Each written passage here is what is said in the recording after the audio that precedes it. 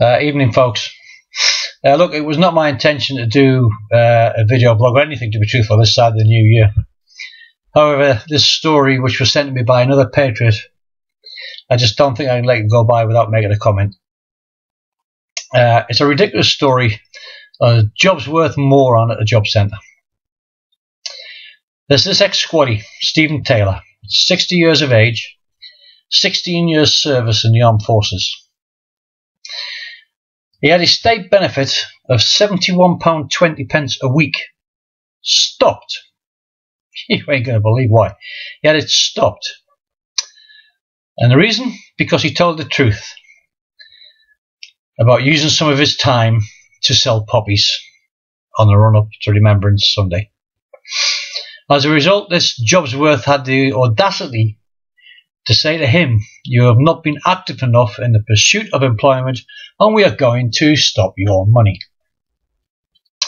Who is this faceless prick to tell a man who has risked everything to safeguard his country, "You're not active enough"? For fuck's sake, he was selling poppies. To date, so far, this man has received nothing for 5 weeks. And as now, he's getting very, very close to being desperate for money. Bearing in mind how long appeals procedures take, this poor hero is facing Christmas with nothing because of a little twat at the job centre. Bores my piss, this kind of stupidity. Get this though, that when he asked his supervisor for an opinion, the supervisor backed his little counter monkey. A little common sense would have saved this brave man the indignity of having to ask friends and family to help him out over Christmas. Come on now, we all know some useless piece of humanity has no intention of seeking work ever, no matter what. And yet this guy gets fucked over by the system. I'm sorry, I don't like swearing, but it's just boring my piss. It really is. Is it any wonder people get pissed off and then they lose their tempers? If the guy had said he had done no work, paid or unpaid, he would not be in this stupid situation now. Unless, of course, the twats were following him, and then he would be in total shit.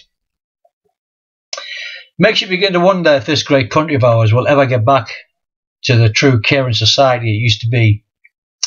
We seem to bend over backwards to support every Tom, Dick and Harry from all over the world and fuck our heroes around like this. It's just wrong. Surely we have a duty to protect our own from the ravages of poverty, not force them into it. The left has a lot to answer for. We seem so desperate to make sure there is money in the pot for those who have not earned the right to draw it. And then we just fuck our own over. Well, that's how it appears to me. And I'm totally pissed off with the way the system is rigged to abuse our own. As I say, that's how it looks to me. If I sound bitter, it's because I am.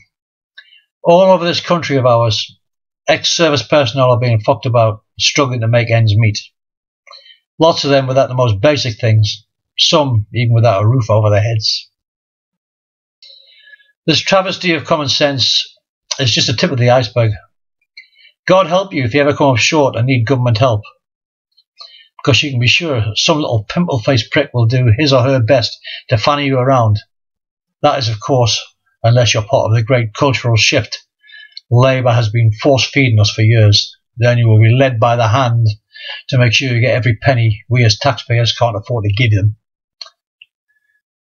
I hope that us as an organisation make massive headway in the new year, because we need to teach these bastards with their hands on the purse strings that we've had enough of being treated like second-class citizens in our own country. Well, that's my rant over. Doubt if I'll get to speak to many ears this side of the new year, so have a happy Christmas and a brilliant new year. And no fucking surrender, ever.